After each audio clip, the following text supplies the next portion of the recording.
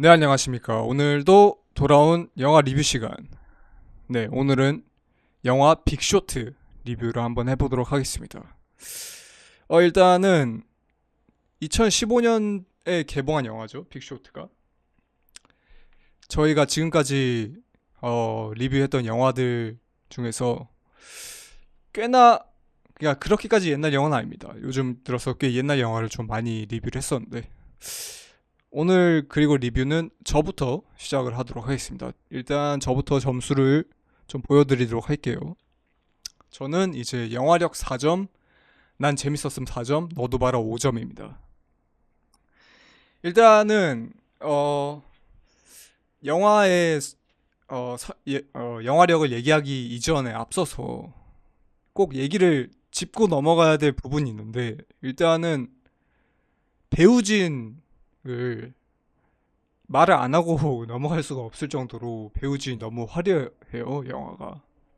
이게 이제 라이언 고슬링, 브래드 피트, 스티브 카렐, 크리스찬 베일 다 어디서 한 번쯤은 무조건 들어봤을 만한 이름들이고, 그리고 이제 미국 쇼 버라이어티나 뭐 미디어 쪽에 좀 관심 있는 분들은 이 면면들이 얼마나 그 유명한 배우들인지 다 아실 겁니다. 뭐 스티브 카렐 같은 경우에는 뭐 오피스로 유명하고 그 마이클 스캇으로, 그리고 크리스찬 베일은 뭐 다들 알다시피 배트맨이고, 브래드 피트 잘 아시고, 라이언 고슬링 라라랜드.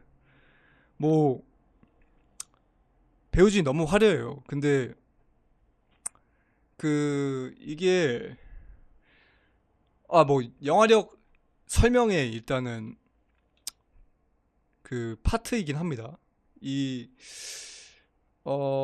배우진이 화려한 이유가 저는 한 두 가지 정도로 봤거든요. 한 가지는 이게 자본주의에 관한 영화다 보니까 약간 돈을 많이 썼다라는 거를 좀 보여주는 듯한 그런 기믹일 수도 있다라는 생각이 처음에 들었고요.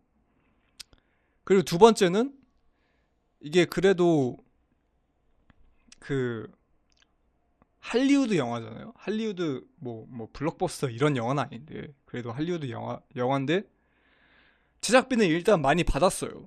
근데 영화 자체가 무슨 세트가 CG나 세트가 필요한 영화가 아니거든요.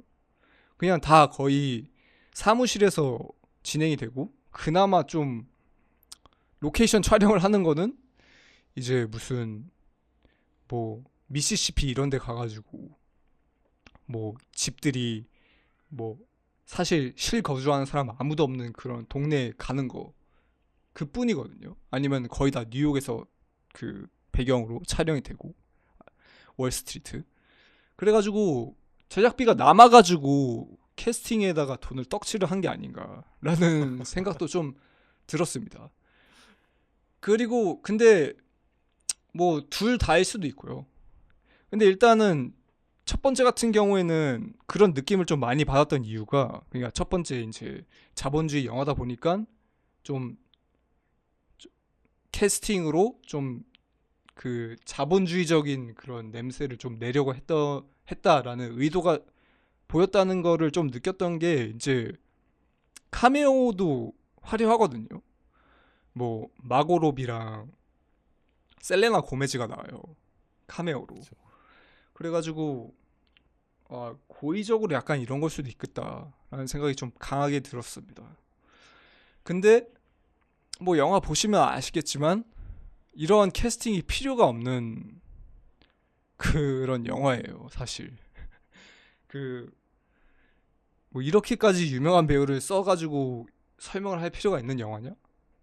하면은 저는 아니라고 보는데, 말하면서 좀 생각이 드는 게, 이렇게 유명한 사람들을 안 갖다 놨으면은 누가 이 영화를 보려고 할까라는 생각도 들긴 했었습니다. 왜냐하면은 안 그래도 그 경제 관련한 영화다 보니까 좀 많이 이해하기 어려울 수도 있거든요. 그리고 뭐 사람들이 뭐 공부하러 영화를 보는 게 아니니까 좀 선호하지 않을 텐데, 뭐 이런 출연진으로 좀 그거를 무마시킨 게 아닌가라는 생각도 좀 드네요. 아무튼 근데 뭐 비싼 배우들 썼다 보니까 연기력은 뭐 말할 필요도 없습니다. 뭐 크리스찬 베일 같은 경우에는 그냥 그 의안을 가지고 있는 캐릭터인데 진짜 의안인 줄 알았어요. 연기가 아니라. 그게 눈이 한쪽이 좀 계속 이상하다라는 생각이 들었는데 처음에 이제 보자마자 근데 실제로 진짜 의안이었고 그래서 뭐 그리고 뭐 다른 뭐 스티브 카렐이나 뭐 라이언 고슬링 연기도 괜찮았고요. 어 그리고 영화의 연출이나 구성 자체도 일반 영화에서는 잘 보지 못하는 그런 참신한 그런 게 많았었죠. 뭐 실화를 바탕으로 만들어진 영화라고 설명을 하지만 중간중간에 배우들이 카메라를 보면서 이 상황은 사실 실제가 아니고 실제로 나는 지인에게 정보를 들었다 뭐 이런 설명도 하기도 하고 뭐 라이언 고슬링 같은 경우에도 이제 카메라를 갑자기 응시하면서 뭐 사실 뭐 나는 뭐 히어로가 아니다. 나는 그냥 여기서 그 뭐냐 고래 싸움의 그 2등만 본 사람이다. 뭐 그런 멘트도 치기도 하고요. 그리고 또 중간중간에 인터넷 밈이나 뭐 유명한 뮤직비디오를 짜집게 하는 연출도 있는데 이러한 연출들이 이제 감독의 유머러스함, 소위 말해서 인싸력을 좀 보여주는 그런 연출이 아니었나 저는 싶습니다. 그래서 근데 저는 그 연출을 나쁘지 않게 봤어요. 네. 약간 뭐 무거운 분위기를 환기시켜주는 느낌도 있었고 영화 자체가 루즈해지지 않도록 좀 노력을 많이 했다라는 것도 보여줬고 그리고 이제 영화 자체도 좀 박수를 쳐주고 싶은 게 이게 안 그래도 일반적으로 경제 관련 이슈 같은 경우에는 굉장히 이해하기가 힘든데 게다가 이제 이 모기지로는 사태 같은 경우에는 월가의 사기꾼들이 더 이해하기 힘들게 만든 그런 뭐 CDO, 합성 CDO 뭐 그런 뭐 말장난 같은 거를 덕지덕지 붙인 건데 관객들한테 이걸 어떻게 설명하느냐가 영화 제작에 있어서 가장 해결해야 될 큰 숙제였을 텐데 그게 또 잘 풀어 나갔어요. 한마디로 이해가 쏙쏙 되잖아. 이해가 쏙쏙 됐습니다. 네. 이게 비유로도 잘 설명을 했고 물론 식당으로 비유는 하지 않았지만 식당으로 비유했으면 더 이해하기가 편했을 텐데 좀 아쉽긴 하고요. 그 부분이. 생선 스튜 한번 나오지 않나요? 아 생선 식당. 스튜 하나 나오. 그죠. 식당으로도 비유를 했었네요. 아 평가가 더 올라간대요. 생각해보니까 이해가 쏙쏙 되잖아. 아무튼 뭐 빅쇼트 유명한 이야기인데 사실 크게 영화로 그동안 안 됐던 것도 이상하고 왜냐하면 영화보다 더 영화 같은 사실 이야기였잖아요. 근데 영화로 되니까 기대한 만큼 됐다라고 생각을 합니다. 그러니까 저는 뭐 2015년에서 너무 뒷북이긴 한데 10년이나 오래된 뒷북이긴 한데 어 그래가지고 저는 재밌게 봤어요. 이제 자연스럽게 난 재밌었던 부분으로 넘어가는데 그래서 4점을 줬고요. 영화력이나 난 재밌었던 부분 그리고 너도 봐라 부분은 5점을 줬는데 이게 왜 5점을 줬냐 이거는 그 뭐냐 재밌으니까 봐라 이게 아니고 그냥 일반 상식으로 좀 봐야 되는 영화가 아닌가. 그냥 그 세기의 사건이었잖아요. 그리고 그 또 이게 시기적으로 항상 저희가 좀 시기적으로 미묘한 시기에 항상 영상을 올리는 것 같은데 부동산 관련 이야기잖아요. 근데 한국도 지금 비슷한 상황에 놓여 있다고 생각을 하거든요. 물론 막 은행들이 돈을 벌려고 부동산을 담보로 뭐 이상한 무슨 금융 파생 상품을 만드는 건 아니지만 근데 부동산에 거품이 잔뜩 꼈다 이 명제 자체는 한국이랑 다를 게 없거든요. 그래가지고 이제 좀 기본적인 경제 상식으로 좀 봐야 되는 영화가 아닌가라는 생각으로 5점을 매겼습니다. 네. 아무튼 그렇네요. 제 평가는 여기까지고요. 이제 좀 혹시 질문이 있으신가요? 질문을 하나만 하자면 영화력을 4점이나 주셨는데 네. 근데 초반 얘기를 들어보면은 거의 캐스팅 빨이 컸다라고 얘기를 해주셨던 기억이 있거든요. 아, 그죠, 그죠.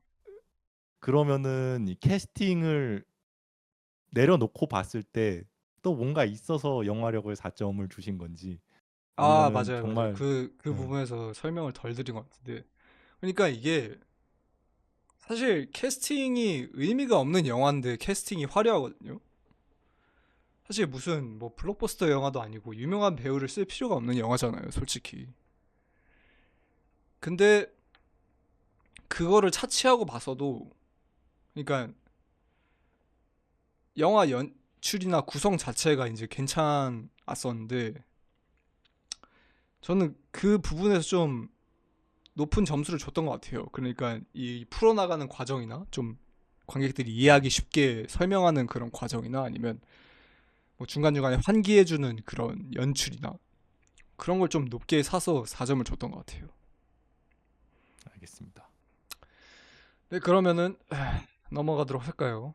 경비원 B씨의 점수, 제 점수를 내리고, 경비원 B씨의 점수는 영화력 3점, 남 재밌었음 3점, 너도 봐라 3점입니다. 설명해 네. 주시죠. 우선 영화력부터 설명을 하자면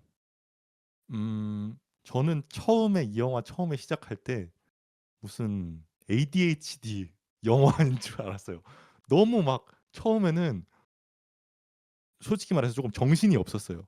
갑자기 라이언 고슬링이 나오는데 화면을 보고 관객한테 말을 하다가 또 자기가 주인공이 아니라 조금 있다가 다시 등장할 거를.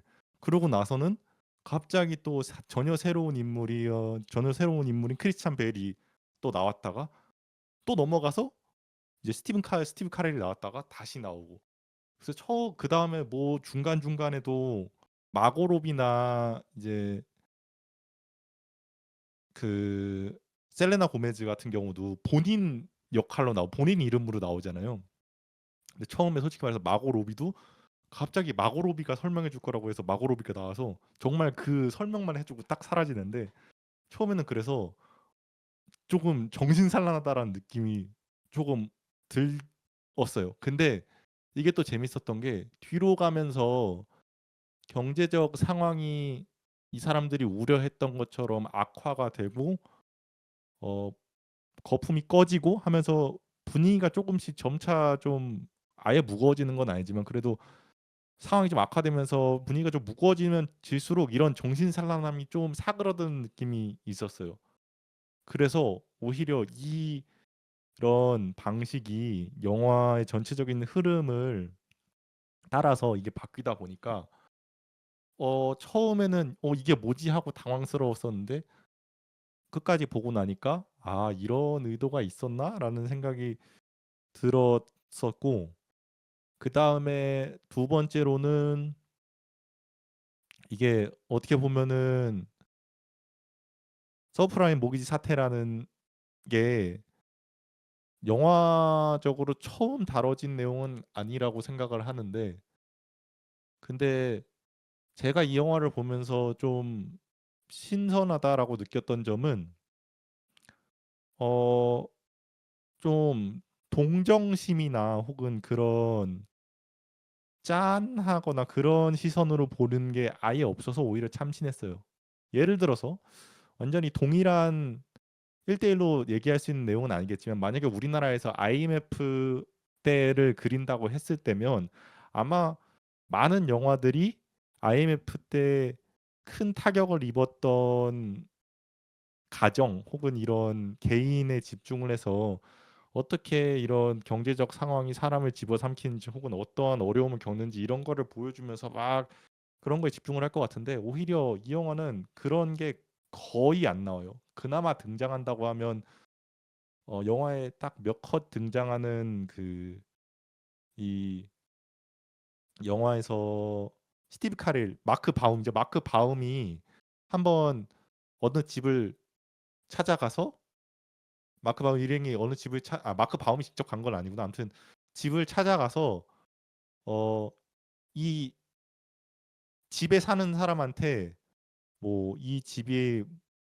저당이 잡힌 거를 뭐 얼마 동안 안 갖고 있는 걸 알고 계시나요? 그랬더니만 그 집에 사는 사람이 아니요, 나는 그냥 새 들어 사는 사람일 뿐이다. 나는 그런 거를 모르고 나는 뭐 자식도 있고 그런데 뭐 잘못되는 건 아니죠라고 물어보다가 영화 마지막 씬에 그 사람들이 이사 가는 것 같은 그런 씬이 한 컷 나와요. 이걸 제외하고서는 영화가 진짜 좀 전혀 어떻게 보면 담백하다 그래야 되나? 그리고 좀 위트 있게 이 상황에 대해서 좀 풍자를 하는 느낌이거든요. 그 월가의 소위 말해서 또 똑똑하다는 양반들이 어떻게 그 사람들이 몰락해 가고 그런 거를 좀 그런 냉철한 시선이라 그래야 되나? 혹은 그런 시점에서 하다 보니까 오히려 좀 신선했던 것 같고 그래서 그런 거를 생각해 봤을 때 영화가 어떻게 보면은 주인공이 좀 많잖아요.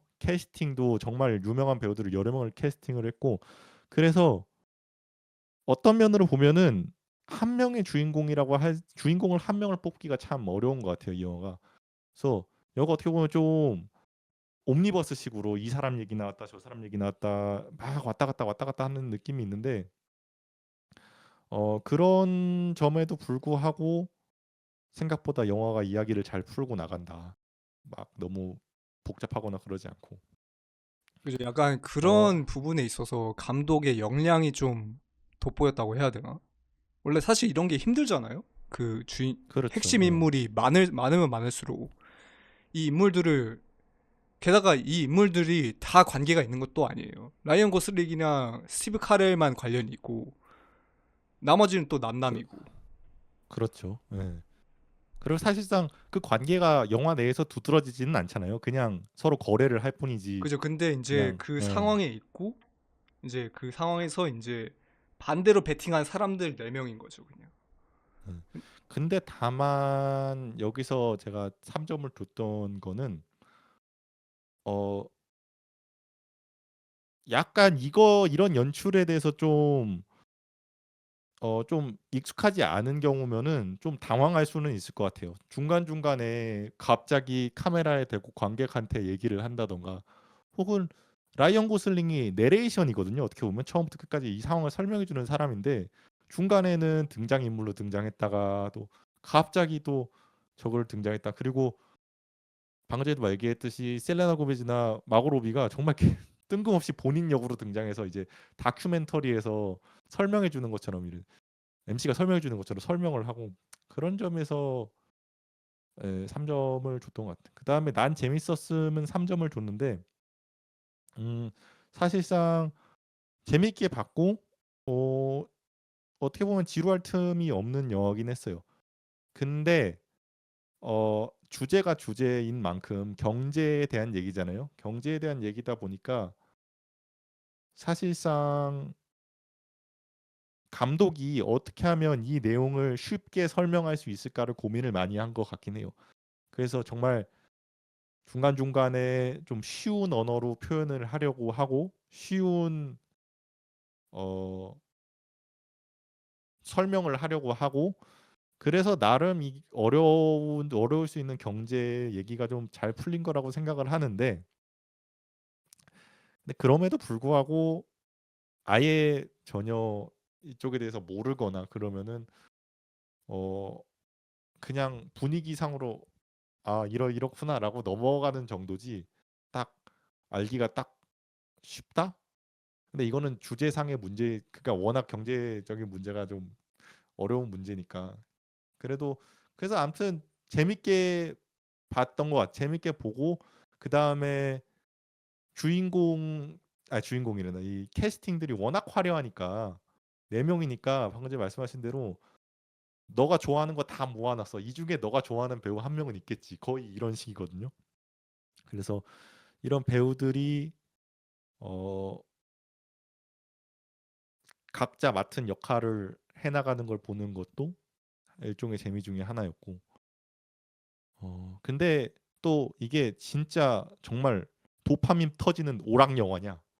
그거는 또 그거랑 좀 거리가 있는 것 같아서 그래서 한 3점 정도 줬던 것 같고 그다음에 너도 봐라 점수로 넘어간다면 이것도 방금 전에 얘기했던 거랑 좀 겹칠 텐데 일단 이 4명 영화 배우 중에 정말 영화 좀 영화를 잘 모르는 사람이더라도 진짜 이 사람 중에 모르는 사람이 있을 가능성이 참 적다고 생각을 하거든요. 정말 너가 좋아하는 배우들 다 모아놨으니까 이 중에 한 명 너가 좋아하는 배우는 있겠지 싶으니까 그것만으로도 다른 사람한테 추천할 때 흥미를 돋굴 수 있는 지점이라고 생각을 하고 그리고 음, 영화가 좀 무거운 주제임에도 불구하고 좀 통통 튄다 그래야 되나? 통통 튀는 느낌이에요. 그 이야기 전개도 상당히 빠르고 그래서 그런 점에 있어서는 추천을 할 텐데 다만 내가 경제 기획자도 모른다. 그러면은 좀 후루룩 넘어가는 느낌이 들 수도 있겠다라는 생각을 했어요. 영화가. 어 그래서 너도 봐라를 3점을 줬던 것 같고 그리고 마지막으로 생각났던 것 중에 하나는 어 중간에 크리스찬 베일이 좀 자기가 좀 사회성이 결여된 사람이라고 얘기를 하고 그 자기의 사무실이라 그래야 되나? 그 조그만 공간에서 안 나오 두문불출하잖아요. 근데 그 중에서 중간에 막 운동을 하는 장면이 있었어요. 운동을 하면서 그 이 서브프라임 모기지 사태가 얼마나 지금 이런 그런 금융 상품들이 얼마나 황당한 것인지에 대해서 알아볼 때 그 운동을 하는 장면이 있었는데 그게 저는 우연치 않게 인터넷에서 자주 밈이 되는 그 아메리칸 사이코라는 영화에서도 크리스찬 베일이 나오는데 거기서는 완전 딴판의 사람인데 거기서도 운동하는 장면이 나오거든요. 그래서 그게 우연찮게 겹쳐 보여서 그게 좀 그 장면을 아는 사람이면 재미 재밌던 지점이라고 해야 되나? 네. 이게 떠올랐었네요. 보면서. 네. 그죠. 일단은 영화 자체가 좀 그리고 기시감이 있었어요. 그리고 이게 다 유명한 배우를 모아놔서 그런 건지 모르겠는데 영화 보면서 약간 마고로비 나온 거 보고 울프 오브 그렇죠. 월스트리트도 좀 네. 생각이 났고 그리고 뭐 좀 기시감이 있는 영화는 맞았어요. 그 뭐 연출 방법 같은 경우에도 뭐 저는 잘 모르겠는데 뭐 나무위키 이런 데서 보니까 마틴 스콜세지가 자주 하던 연출법을 좀 썼다 뭐 그런 평도 있던데 음. 뭐 근데 저 같은 경우에는 뭐 방금 말하신 영화도 아메리칸 사이코도 그냥 유명한 장면만 알고 마틴 스콜세지 그렇죠. 감독 네. 영화도 잘 몰라가지고 저는 그냥 봤던 것 같습니다. 네. 그럼에도 불구하고 4.4점 4.5점이다. 충분히 재밌었다. 그죠? 4점, 4점 그리고 5점은 사실 그냥 좀 경제에 대해서 이 정도로 쉽게 설명하는 영화가 없기 때문에 좀 일반 음. 상식으로 보면 좋지 않겠나라는 생각으로 5점을 준 것도 있긴 한데 아무튼 그렇습니다. 네. 어, 그리고 방금 전에 예. 네네 말씀하시죠. 울프 오브 월스트리트가 얘기가 나와서 그런데 어떻게 보면은 두 영화가 비슷하게 이 월가 월스트리트의 이제 금융 쪽을 다루면서 하나는 울프 오브 월스트리트는 주인공인 디카프리오의 이 사람이 어떻게 되는지 이 사람이 딱 한 명을 주인공으로 삼고 이 사람의 인생의 몰락을 따라가면서 이입을 할 수 있는 그런 영화였다면 이 영화는 그런 이입이 한 명에 이입할 수 있는 주인공 없이 방금 전에 말했다시피 여러 등장인물들이 서로 나오면서 어, 좀 기존의 영화들이랑은 좀 다른 그런 느낌이었던 것 같아요. 한 명의 주인공의 내가 감정을 이입해서 아, 이 사람이 이런 걸 겪고 이런 걸 겪는구나라가 아니라 그냥 내가 거의 한 발자국 뒤로 물러나서 인간 군상을 보는 느낌? 이런 동네에서는 이런 놈도 있고 저런 놈도 있고 이런 놈도 있었구나라고 보는 느낌? 네, 그런 느낌이 달랐던 것 같아요. 네. 근데 제가 봤을 때는 그렇게 느끼는 게 당연한 거고 그게 감독의 의도였다고 생각을 합니다. 왜냐하면은 네. 이게 방금 주인공이 없다고 하셨잖아요. 없다시피 하다고. 그렇죠. 그게 네. 당연한 게 이게 주인공이 그 네 명 그 제가 말한 그 유명한 배우들 네 명이 메인 캐릭터긴 한데 그 사람들이 주인공이 아니에요. 주인공은 이 서브프라임 모기지 사태가 주인공입니다. 제가 봤을 때 맞죠, 맞죠. 네. 상황이 주인공이에요. 그리고 네. 그거를 더 잘 느낄 수 있는 부분이 뭐 아까도 얘기를 하셨지만 이게 상황에 대해서 담백하게 설명을 하거든요. 뭐 누가 고통을 받았다 뭐 이런 것도 설명이 없고 그 그거 자체가 그냥 그러니까 이게 인물에 집중을 하는 게 아니라 그냥 상황에 집중을 해서 상황을 설명하는 영화이다 보니까 뭐 그렇게 느끼는 게 당연하다고 생각을 합니다. 저는. 네. 그래서 뭐 그런 그러니까 사실상 이게 이제 그 대사건을 설명하는 영화에 있어서는 이것보다 잘 설명한 영화가 있나라는 생각이 들 정도로 좀 잘 만든 영화라고 생각을 해서 좀 고점을 줬던 것 같네요. 저는. 혹시 더 하실 말씀 있으신가요? 생각이 들었던 건 다 말한 것 같습니다. 네. 알겠습니다. 자, 그러면은 오늘 영화 리뷰는 여기서 네, 마무리를 짓도록 하겠습니다. 저희는 또 다음에 다른 영화로 돌아오도록 하겠습니다.